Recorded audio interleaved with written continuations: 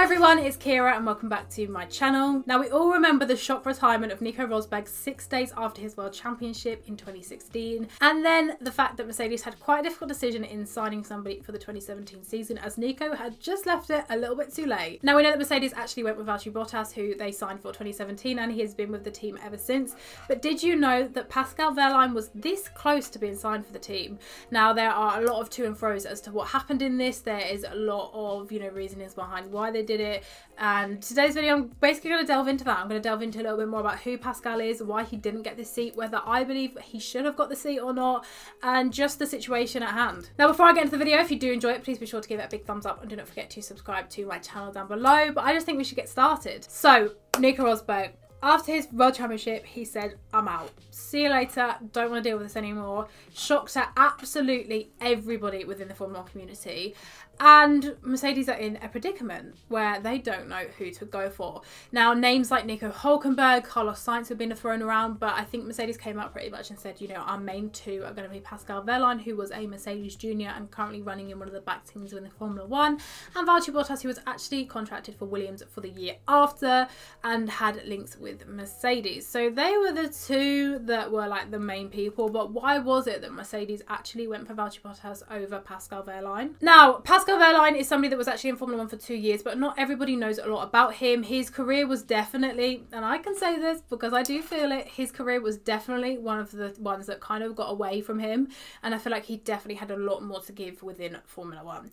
So let's delve into who Pascal Wehrlein is. He is the youngest ever DTM entry. He is the youngest ever DTM winner, and he is the youngest ever DTM champion, of which he secured that championship in 2015, which was with Mercedes in DTM, and he then got the chance to move up into Formula 1 with Manor for the next year. Now we all remember Manor, okay? They were not the best team on the grid, but Pascal managed to do a really good job in that, especially being a rookie. He actually scored 1 point for them in Austria compared to his teammates. So he had Rio Haryanto for race 1 to 12. Rio's highest score was 15th, and I think he got that in Monaco, and then his next teammate was Esteban Ocon, who done the back end of the season, and his highest position was 12th in Brazil. So again, Pascal's come straight in as a rookie, showing his worth. We know that there's been a lot of drivers, especially we could take George Russell for example, who have definitely outperformed their back running car, and that is exactly what Pascal Wehrlein done in 2016. And he really showed his potential here. And we look at the current situation with Mercedes, as I've just said, George Russell showing his potential in that back end Williams to maybe possibly take Valtteri Bottas' seat at Mercedes next year. And this is what Pascal Wehrlein done a couple of years ago. But still, Mercedes were looking out of the pond and looking to Valtteri Bottas to see whether they could rather take Valtteri Bottas than in their own young driver pool, which is a little bit weird to me because, as well, I know that Pascal had only had 1 year in Formula 1, but he proved that he could do it. And Pascal was 22 years old at the time. He is a young German, perfectly fit for Mercedes, who are obviously a German manufacturer. I do look at the situation, I think, what more could they have wanted? That could have been their future champion right there. But again, did they not sign him because they know he would have been too much of a threat to Lewis Hamilton? We don't know. Although, on the other hand, Valtteri Bottas was doing a very good job in that Williams. He'd been in the Williams for the last couple of years, so he kind of got to grips with it. The Williams was racing very high up, but that's just the thing, again, we have to remember. The Williams was a top car back in like 14, 15, it was kind of just then when they started to tail off. They were podium performers, they were able to get that car onto the podium. That, that's the kind of the Williams that we know. And it's difficult to compare because Valtteri was getting the results and Pascal wasn't, but that was just purely because of the different car performances. But as I said, Valtteri was running quite well in his Williams. No podiums in 2016 actually, but neither did Felipe Massa, his teammate. But yeah, the Williams was running okay. He was running the points most races, so it was just kind of mediocre, but there's no like standout performances from Valtteri Bottas in 2016. But again, car wasn't obviously one of the top ones then. So Toto Wolff had the decision to either go with the experienced 27-year-old Finn from Williams or his young talent within the driver program of the 22-year-old German. And ultimately he did go with the first option, and he went with Valtteri Bottas, the Finnish driver. Now, in hindsight, you could probably look at the situation and think maybe it wasn't the best idea. I mean, Valtteri has been very good in the Mercedes, but he has been a very good second driver. I'm really sorry to anybody who doesn't believe that, or if anybody is, maybe a Valtteri fan. I just feel like he hasn't performed the way he should have done in the top car that has dominated the sport for the last 7 years. I just feel like he should have done so much more. So looking at the situation, maybe Toto would look at this and think, I don't know, maybe we could have had a different battle here. You know, I don't think Pascal Wehrlein would ever be a driver to be disrespectful. I don't think you ever would have had a situation with Lewis and Nico. But this comes on to another point, which is maybe Toto went with Valtteri Bottas over Pascal Wehrlein because he didn't want the same situation he had with Lewis and Nico over the past, you know, however many years.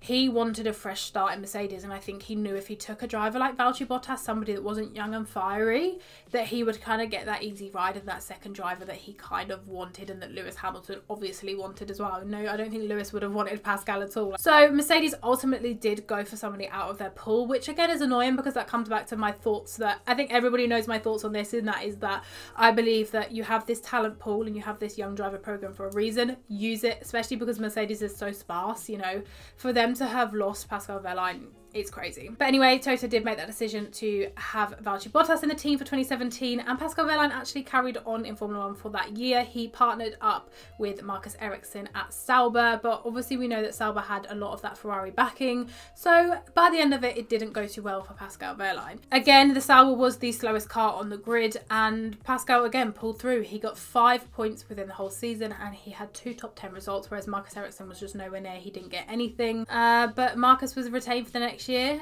and Pascal had to go back to DTM. And you know, this is where I think Toto Wolff could have probably stepped in and done something, because we know that, you know, Toto put so much into Esteban Ocon to, you know, he did lose his seat at Force India, but he made sure he came back to Renault the year after. We know Toto Wolff is a powerful man. I think he could have done a lot more with Pascal Wehrlein to make sure that he could have retained a seat somewhere and he could have helped him somewhere. And I just feel like he kind of didn't do that, and he just sent him back to DTM. So yeah, 2018 was when Pascal Wehrlein went over to DTM, had an awful time in DTM really. And at the end of the year, he announced that he was leaving the Mercedes group. And I believe this was quite a bitter ending. You know, I think Toto Wolff couldn't get him away back into Formula 1, which is just absurd to me. Obviously, Mercedes don't have that junior team that, say, Ferrari do, so it isn't as easy, but they ended their partnership. And what is quite ironic is actually after this, Pascal Wehrlein went on to be the Ferrari test and simulator driver. But it's ironic because the reason why he left Sauber in the first place after 2017 was because he was Mercedes backed, not Ferrari backed, basically, with effect. You know, you're going to get rid of the Mercedes driver when it's basically a Ferrari team. Whereas a year later, the relationship with Mercedes crumbled, and then he turned into a Ferrari test and development driver. So it's just crazy to think that if that would have even happened a year later, he probably could have kept a Formula 1 seat, maybe gone up the ranks with Ferrari, maybe just been one of those ones that got snatched from another team, something like that. I don't know what exactly could have happened, but it's just such a shame that it's kind of like wrong place, wrong time for him. I believe he still is in this role as well. Correct me if I'm wrong, but I believe he's still doing this work with Ferrari. You don't hear too much about Pascal nowadays, you know, in terms of like his social media. He's not very active, bless him. But I believe he's still in the role. But as we reach 2021, Pascal Wehrlein is very solidified into Formula E now. He has been there for a good couple of years and is now with the Porsche team. He's looking very comfortable there and is hoping to build up the momentum with Porsche and obviously himself. And, you know, unfortunately, I do think that there is no more room for him to come up into Formula 1 now. I think he's probably past the prime age, which is annoying because it's so young. Like, he's still such a young guy. But I just feel like he is kind of past the age now. I don't think he's got any links with anybody to get in. We know Ferrari have got enough young drivers. They do not need to add any more to the pool.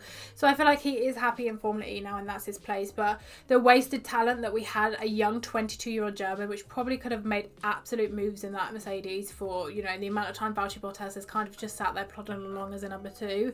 It's quite remarkable. So looking back on it, personally, my call, I would have taken the plunge and I would have gone with Pascal Wehrlein, because I feel like I know the potential of that guy. I know how good he is, and I know that he would definitely perform. Obviously, I completely get that it was a risk, and I do get why Toto Wolff done it. I'm not saying I'm kind of saying his decision's wrong, but I'm kind of not saying his decision's wrong. Like, I get he done it with from a level head, and Valtteri Bottas has been a great number 2 for Lewis for getting 7 world championships now, and obviously Mercedes scoring the constructors every single year. But overall, I definitely probably would have gone with Pascal Wehrlein, and his career has just been so unfortunate that I don't know, you couldn't even write it. But there we have it, that is it for today's video, and that is kind of the reasonings why Mercedes actually went for Valtteri Bottas over Pascal Wehrlein in 2017, and obviously so on. If you did enjoy the video, please be sure to give it a big thumbs up, and do not forget to subscribe down below, and please let me know in the comment section below what you think about the situation, and let me know what you would have done as well. I'm really intrigued to think whether you would have gone with somebody like Valtteri Bottas, or whether you would have gone with Pascal Wehrlein. Would you have taken the plunge as well, or would you just have stuck with the driver that you know is going to secure, you know, what you need? But yeah, thank you again for watching this video. Love to you all as always, and I will see you again soon. Bye.